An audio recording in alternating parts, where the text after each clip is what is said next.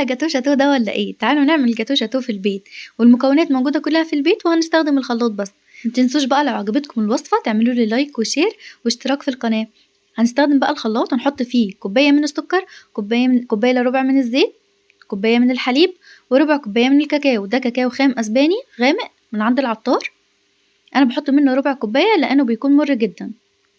طبعًا لو القوام خفيف معاكم ضيفوا من معلقة لمعلقتين من الكاكاو. هاشيل منه بقى كوباية كده على جنب، وباقي الخليط هاحط فيه بيضتين وباكت من الفانيليا وهاديهم ضربتين كده لحد ما يختلطوا ببعض. هاجيب بقى بولة وأفضي الخليط اللي احنا عملناه ده مع بعض. عندي كوباية من الدقيق عليها معلقة كبيرة من البيكنج باودر وذرة من الملح، هاضيفها بقى على الخليط الشوكولاتة ده بس بالتدريج لأن أنواع الدقيق بتختلف. كده الخليط ده أخد معايا كوباية من الدقيق، يبقى كل المكونات كوباية ما عدا الكاكاو حطينا منه ربع كوباية بس، مفيش أسهل ولا أروع من كده. عندي صينية بقى مدهونة زبدة هنزل بالخليط ويكون الفرن شغال على درجة حرارة 180 قبل ما نبدأ في الوصفة أصلا علشان يسخن كويس.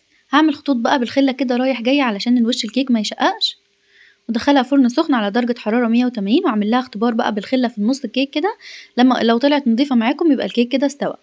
هقلبها بقى على الناحية التانية علشان بتكون متساوية أكتر بس بعد ما تبرد طبعًا. سقيت هنا بربع كوباية من المَيّة عليها معلقتين من العسل الأبيض، ممكن كمان تسقوها بربع كوباية من اللبن، وخطوة الكريمة دي خطوة إضافية لو حابين إن انتوا تعملوها.